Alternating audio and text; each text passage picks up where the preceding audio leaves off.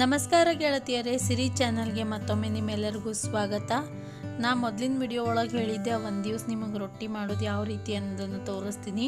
ಉತ್ತರ ಕರ್ನಾಟಕದವ್ರಿಗೆ ಇದೇನು ದೊಡ್ಡ ವಿಷಯ ಅಲ್ಲ, ಆರಾಮಾಗಿ ಡೈಲಿ ಮಾಡ್ತಿರ್ತಾರೆ. ಒಬ್ಬೊಬ್ಬರ ಮನ್ಯಾಗಂತೂ 30-40 ರೊಟ್ಟಿ ಮಾಡ್ತಾರೆ ಡೈಲಿ. ಆದರೆ ನಮ್ಮ ಮನ್ಯಾಗ ಮಾಡೋದು ಒಂದು 7-8 ರೊಟ್ಟಿ ಅಷ್ಟೇ. ಅದನ್ನೇ ಯಾವ ರೀತಿ ಮಾಡ್ತೀವಿ ಅನ್ನೋದನ್ನು ಇವತ್ತಿನ ವಿಡಿಯೋದಲ್ಲಿ ನಿಮ್ಮ ಜೊತೆ ಶೇರ್ ಮಾಡ್ಕೋತೀನಿ. ಮೊದಲಿಗೆ ಈ ರೀತಿ ಹಿಟ್ಟನ್ನು ಸಾಣಿಸ್ಕೊಂಡು ಒಂದು ಸ್ವಲ್ಪ ಹಿಟ್ಟನ್ನು ನಾವು ಕೆಳಗೆ ಬಡಿಲಕ್ಕೆ ಹಚ್ಚಾಗಿ ತೆಗಿಬೇಕಾಗ್ತೈತಿ. ಅದಾದಮೇಲೆ ಸ್ವಲ್ಪ ನೀರು ಹಾಕ್ಕೊಂಡು ಈ ರೀತಿ ನಾದ್ಕೋಬೇಕು ನೋಡ್ರಿ. ಸ್ವಲ್ಪ ಹಾಕ್ಕೋಬೇಕು, ಒಮ್ಮೆ ಹಾಕ್ಕೊಂಡು ನಾದ್ಕೊಳ್ಳೋದಲ್ಲ. ಈ ರೀತಿ ಸ್ವಲ್ಪ ನೀರು ಹಾಕ್ಕೊಂಡು ನಾದ್ಕೋರಿ. ಉತ್ತರ ಕರ್ನಾಟಕ ಮಾತ್ರ ರೊಟ್ಟಿಗೆ ಸ್ಪೆಷಲ್ ನೋಡ್ರಿ. ನಮ್ಮ ಮನ್ಯಾಗ ಈಗ ಹುಡುಗರಿಗೆ ಡಬ್ಬಿಗೆ ಅದೆಲ್ಲ ಚಪಾತಿನೇ ಕಟ್ಟಬೇಕಾಗ್ತೈತಿ. ಹೀಗಾಗಿ ಒಂದು 7-8 ರೊಟ್ಟಿ, ಒಂದು 20-30 ಚಪಾತಿ ಬೇಕಾಗ್ತಾವೆ ನೋಡ್ರಿ. ರೊಟ್ಟಿ ಸಂಖ್ಯೆ ಕಡಿಮೆ ಆಗೈತಿ ಈಗ. ಮೊದಲು ನಾವು ಸ್ಕೂಲಿಗೆ ಹೋಗ್ಬೇಕಾದ್ರೆ ಡೈಲಿ ರೊಟ್ಟಿನೇ ಒಯ್ತಿದ್ವಿ. ಯಾವಾಗಾರ ಅಮಾವಾಸ್ಯೆ ಹುಣ್ಣಿಗೆ ಮಾತ್ರ ಚಪಾತಿ ಇರ್ತಿತ್ತು. ಈಗ ಮಾತ್ರ ಡೈಲಿ ಚಪಾತಿನೇ, ರೊಟ್ಟಿ ಸಂಖ್ಯೆ ಕಡಿಮೆ ಆಗೈತಿ. ಈ ರೀತಿ ನೀರು ಹಾಕ್ಕೊಂಡು ಚರ ನಾದ್ಕೋಬೇಕು ನೋಡ್ರಿ. ಅಂದ್ರೆ ಜಿಗಿ ಬರ್ತೈತಿ. ಹಿಟ್ಟು ಜಿಗಿ ಬರ್ಬೇಕಂದ್ರೆ ಈ ರೀತಿ ನಾದ್ಕೋಬೇಕು. ಇದು ಫ್ರೆಶ್ ಆಗಿರುವಂಥ ಹಿಟ್ಟು ಐತಿ. ಸ್ವಲ್ಪ ಹಳಿದಾಗಿತ್ತು ಹಿಟ್ಟು, ಒಂದು 7-8 ದಿವಸ ಆಗಿತ್ತು, 10 ದಿವಸ ಆಗಿತ್ತು ಬೀಸ್ಕೊಂಬಂದು ಅಂತಂದ್ರೆ ಒಂದು ಗ್ಲಾಸ್ನಷ್ಟು ನೀರು ಕಾಸಕ್ಕೆ ಇಟ್ಟು ಕುದಿಯೋ ನೀರು ಹಾಕ್ಕೊಂಡು ಕಲಿಸ್ಕೋಬೇಕು. ಅವಾಗ ಕೈಯಿಂದ ಅಲ್ಲ, ಮತ್ತು ಸ್ವಲ್ಪ ಚಮಚೆಯಿಂದ ಕಲಿಸ್ಕೊಂಡು ಅದಾದಮೇಲೆ ಸ್ವಲ್ಪ ತಣ್ಣೀರು ಹಾಕ್ಕೊಂಡು, ಬೇಕಾಗಿತ್ತಂದ್ರೆ ತಣ್ಣೀರು ಹಾಕ್ಕೊಂಡು ನಾದ್ಕೋಬೋದು. ಈ ರೀತಿ ನೋಡ್ರಿ, ಚರ ನಾದಿದ್ರೆ ಹಿಟ್ಟು ಏನು ಜಿಗಿ ಬರ್ತೈತಿ. ಅಂದ್ರೆ ರೊಟ್ಟಿ ಹರಿಯಂಗಿಲ್ಲ, ಟೇಸ್ಟು ಚಂದ ಬರ್ತೈತಿ. ಈಗಿನವ್ರಿಗೆ ರೊಟ್ಟಿ ಬಡಿಯೋದಂದ್ರೆ ಭಾಳ ತ್ರಾಸ ನೋಡ್ರಿ. ಅದಕ್ಕೆ ಈ ರೀತಿ ಹೊಸ ಐಡಿಯಾ ಮಾಡ್ಯಾರ. ಒಂಚೂರು ಬಡಿಯೋದು, ಒಂಚೂರು ಲಟ್ಸೋದು ನೋಡ್ರಿ. ರೊಟ್ಟಿ ಮಾಡ್ಬೇಕಾದ್ರೆ ಕೆಳಗೆ ಹಿಟ್ಟು ಹಾಕ್ಕೊಂಡು ಬಡಿಬೇಕಾಗ್ತದ. ಒಣ ಹಿಟ್ಟು ಬೇಕಾಕತಿ. ನಾದ್ಕೊಂಡಾದ್ಮೇಲೆ ಒಂಚೂರು ಹಿಟ್ಟು ಅದನ್ನೂ ಸಾಣಿಸಿದೇ ಬೇಕು ನೋಡ್ರಿ. ಬುಟ್ಟ್ಯಾಗ ತೊಗೊಂಡಿಟ್ಟೈತಿ. ಅದ್ರ ಜೊತೆಗೆ ಒಂದು ಬೊಗಣ್ಯಾಗ ನೀರು, ಒಂದು ಸಣ್ಣ ಕಾಟನ್ ಅರ್ಬಿ ಬೇಕು ನೋಡ್ರಿ. ಕಾಟನ್ ಅರ್ಬಿ ಇತ್ತಂದ್ರೆ ರೊಟ್ಟಿಗೆ ನೀರು ಹಚ್ಚಕ್ಕೆ ಅನುಕೂಲ ಆಕೈತಿ.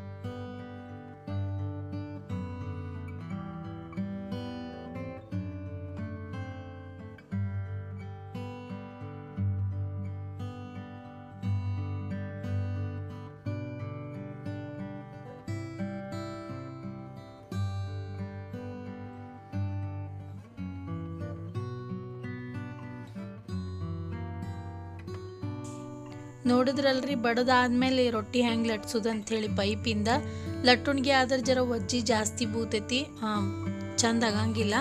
ಈ ರೀತಿ ಪೈಪಿಂದ ಹಗುರಾಗಿ ಲಟ್ಸಿದ್ರೆ ಚಂದ ಆಗ್ತಾವೆ ನೋಡ್ರಿ ರೊಟ್ಟಿ. ಹಂಚ್ ಮೇಲೆ ಹೆಂಗೆ ಹಾಕೋದಂತ ನೋಡಿದ್ರಲ್ಲ, ಹಂಗೆ ಹಾಕಿದಾದ್ಮೇಲೆ ಹಿಟ್ಟು ಹಚ್ಚಿದ ಭಾಗ ಮ್ಯಾಲೆ ಬರ್ಬೇಕು ನೋಡ್ರಿ. ಅದಕ್ಕೆ ಒಂದು ಸರ್ತಿ ನೀರು ಹಚ್ಚಬೇಕು.